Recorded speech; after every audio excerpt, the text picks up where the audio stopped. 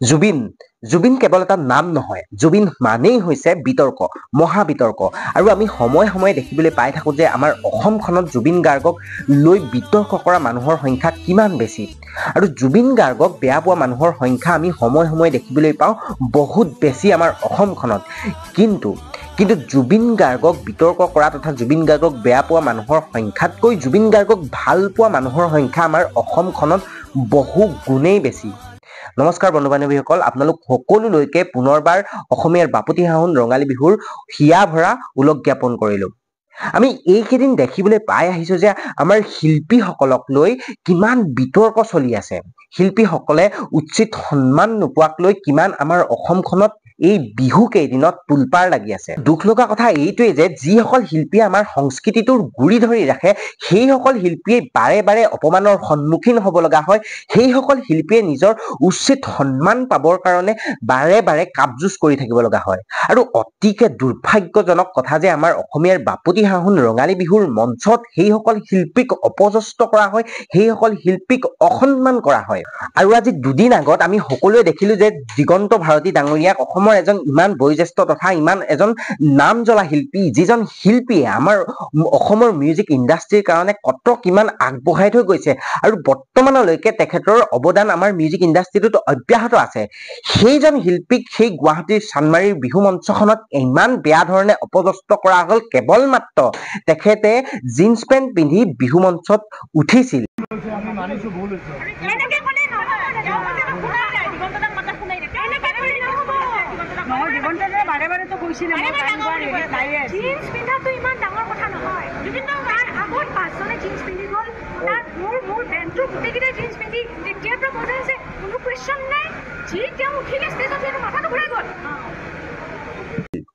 আৰু সেইসকল বিহু মঞ্চৰ সমিতিসকলক ক'ব বিচাৰিছোঁ যে কেৱল মাত্ৰ সাজ পোছাকৰ মাধ্যমেৰে জাতিটোক বচাই ৰাখিব নোৱাৰি।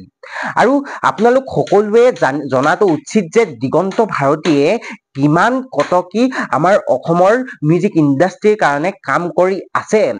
কেৱল মাত্ৰ দুদিন চুৰীয়া গামোচাখন গাত মেৰিয়াই ল'লে বুলিয়ে যে তেখেতলোকে সংস্কৃতিটো ৰক্ষা কৰিব পাৰিব, সংস্কৃতিৰ গুৰি ধৰি ৰাখিব পাৰিব তেনে নহয়। কিন্তু শিল্পীসকলে আমাৰ সংস্কৃতিটো ৰক্ষা কৰাৰ স্বাৰ্থত কিমান কাম কৰে। তেখেতলোকে নিজৰ সকলো ত্যাগ কৰি কেৱল মাত্ৰ সংস্কৃতিৰ ৰক্ষাৰ স্বাৰ্থতেই তেখেতলোকে গোটেই জীৱন নুচ্ছাবৰ কৰে।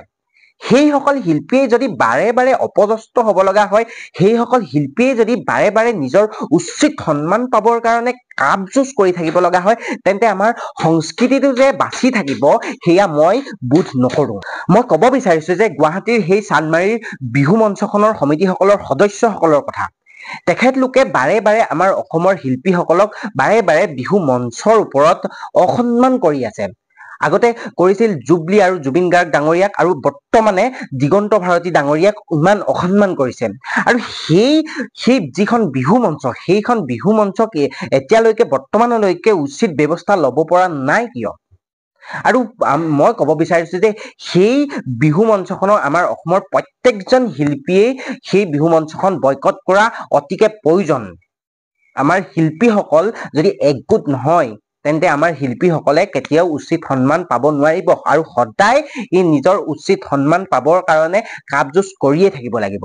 এনেধৰণৰ বিহু মঞ্চসমূহক আমি সকলোৱে বয়কট কৰা অতিকে প্ৰয়োজন হৈ পৰিছে। বাৰু এতিয়া আহিছোঁ জুবিন গাৰ্গৰ বিষয়টোৰ ওপৰত। অসমৰ সাৰ্থক জুবিন গাৰ্গৰ ওপৰত বিতৰ্ক সময়ে সময়ে ইমানেই বেছিকৈ চলে, কিন্তু সেই বিতৰ্কসমূহে জুবিন গাৰ্গৰ জনপ্ৰিয়তা কোনো কালে কমাব নোৱাৰে। এই দৃশ্যসমূহে তাৰেই প্ৰমাণ দিয়ে। আৰু আমি অসমৰ কোনেও নুই কৰিব নোৱাৰি যে জুবিন গাৰ্গে আমাৰ অসমৰ কাৰণে কি কি আগবঢ়াই থৈ গৈছে। আজি দুদিন আগতে জুবিন গাৰ্গৰ বাদ্যযন্ত্ৰী তিনিজনে পাঠশালাত প্ৰগ্ৰেম কৰিবলৈ গৈ থকা অৱস্থাতে গুৱাহাটীত দুৰ্ঘটনাত পতিত হৈ তেখেতলোকে মূৰত চিলাই, জিভাত চিলাই, ভৰিত প্লাষ্টাৰ, এনেধৰণৰ বিষ যান্ত্ৰণাকো নেওচি তেখেতলোকে জুবিন গাৰ্গৰ লগত প্ৰগ্ৰেম কৰিছে। আৰু এইসমূহ শক্তি পাইছে কেৱল মাত্ৰ তেখেতলোকে জুবিন গাৰ্গক নিস্বাৰ্থভাৱে ভাল পোৱাৰ কাৰণেই। আৰু তেখেতলোকে কৈছে যে জুবিন গাৰ্গে যেতিয়া তেখেতলোকক আহিব পাৰিবিনে বুলি কয় প্ৰগ্ৰেমলৈ, তেখেতলোকে তেতিয়া এটা গাত এনাৰ্জি পায়। তেখেতলোকে জুবিন গাৰ্গৰ সেই মৰমখিনিক কেতিয়াও নেওচিব নোৱাৰে। তেখেতলোকে জুবিন গাৰ্গক ইমান ভাল পায় কাৰণে তেখেতলোকৰ বিষ যান্ত্ৰণাকো তেখেতলোকে নেওচি প্ৰগ্ৰেম কৰিবলৈ যায়। সময়ত ঘটনাটো হৈছে সেই সময়ত প্ৰগ্ৰেমটো কেঞ্চেল কৰিবলৈও কমিটিৰ যথেষ্ট অসুবিধা হ'ব। গতিকে ইমান ৰাইজৰ মাজত তেওঁলোকে যথেষ্ট কষ্টৰ মাজত বিষৰ মাজত অনুষ্ঠানটো কৰিলে, তেওঁলোকলৈও ধন্যবাদ জনাইছোঁ। তেওঁলোকৰ মানে যিটো এইটো তেওঁলোকে মানে কাম কৰিলে আজি এই বিষত 2-3টা চিলাই লৈ 2-2.5 ঘণ্টা প্ৰগ্ৰেম কৰিলে, তেওঁলোককো ধন্যবাদ জনাইছোঁ। টিভি নেকি এনেকুৱা টাইপৰ বস্তু এখন ৰখি আছে, কাৰণ পিছফালে ক্ৰেং টাইপ কিবা এখন থাকে, এখন হঠাৎ এনেকৈ ঘূৰাই দিলে। ঘূৰাই আমাৰ গাড়ীখন এনেও ঠেক ন চাংচাৰি ব্ৰিজখনৰ হেৰিটো একো পাত্তাই নাপালোঁ আৰু কেনেকৈ। আমি আচলতে ভিতৰত আগফালে চায়ো থকা নাই, ড্ৰাইভাৰে চলাই আছিল, ঢাপকৈ শব্দ এটাই উঠিছে আৰু তাৰপিছত আৰু একদম আগচাইডটো ভাঙি গ'ল। এইটোৱে কৰি চলি আছোঁ নহয়, সেইকাৰণে আমাৰ এইটো মেইন। মোৰ দেউতা ঢুকাওঁতেও মই আহিছিলোঁ শ্ব' কৰিবলৈ।